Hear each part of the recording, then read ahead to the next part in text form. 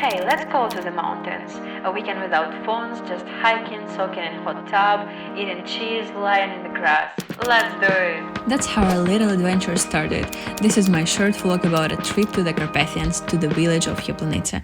We started off by taking a BlaBla car that dropped us off at the entrance to Polonyna. From there it was about a 15-minute walk to our hotel, which we'd booked in advance on Booking.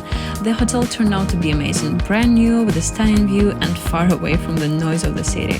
It felt like a real retreat. There was a swing in the yard and all around silence, mountains, nature. We were starving, so we headed straight to a traditional Carpathian Kaliba restaurant nearby. I wouldn't really recommend the food, prices were touristy and the taste was nothing special, but the view was truly amazing. A full panorama of the Chorny Hora Ridge plus a binocular to get a closer look. People say you can sometimes spot tiny hikers on Hoverla. We both tried but didn't see anyone. Still a fun experience. In the end, the Kaliba did its job. We filled up enough to stay full for the rest of the day. After lunch, we headed toward Polonyna Pertsi, the only place with some attractions within walking distance from our hotel. The trail there was picture perfect, winding paths through hills, flower fields, mountains in the distance, just beautiful. And of course, Alona immediately found wild strawberries and blueberries. We ended up picking them for about half an hour, completely caught up in the moment. When we reached the Polonyna, we paid 300 hryvnias each for entry, and honestly, it was such a fun place for kids and adults alike. Everything is designed to help you experience local traditions. Craft workshops, live music, theater, little huts showing Hutsu life, and locals telling stories about their customs. But my favorite part? The animals. When I saw a flock of sheep, all I could think was, I have to go pet them. So yeah, I went straight through the garden to reach them.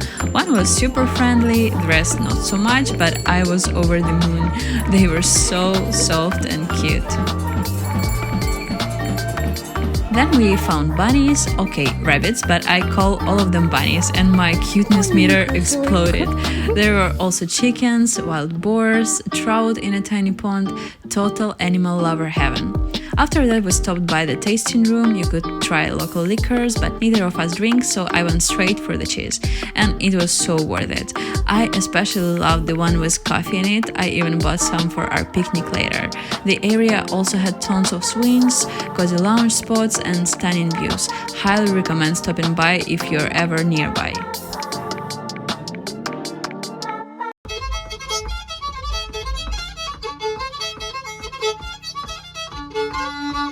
As the sun started to set, we hurried back to the hotel. After such an active day, we'd booked a hot tub session to unwind, and it was perfect. The view was unreal, mountains, a swing, the evening sky.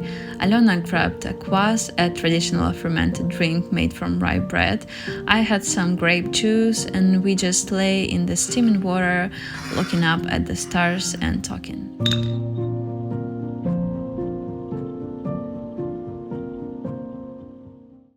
The next morning, I remembered I had packed a dress, so of course we had to do a mini photoshoot. We headed to a nearby field full of wildflowers with the mountains in the background. It felt like something out of a movie.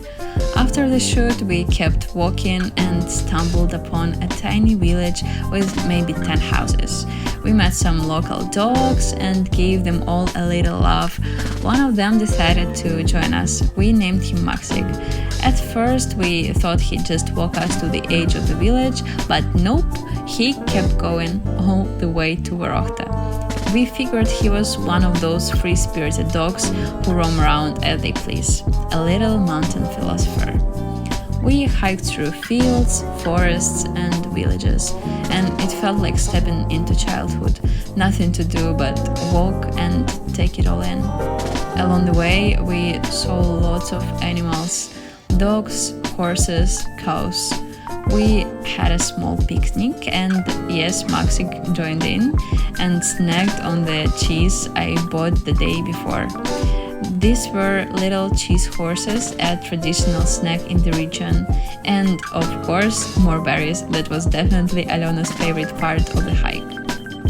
As we walked, I kept thinking about how so many kids these days are glued to their phones. TikTok, games, barely any real childhood.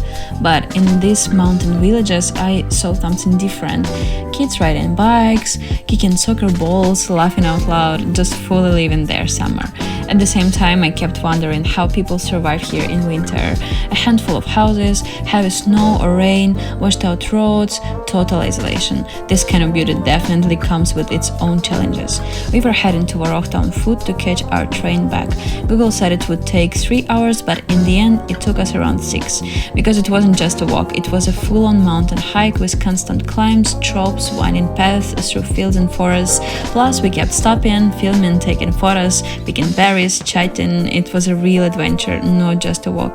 Warokta was already inside, and that meant it was almost time to say goodbye to Maxyk. It was kind of sad he'd walked the whole way with us, but I know I won't forget a little fluffy travel buddy. Thanks so much for being here with me. I really love sharing these stories, and make sure to subscribe so you don't miss the next one.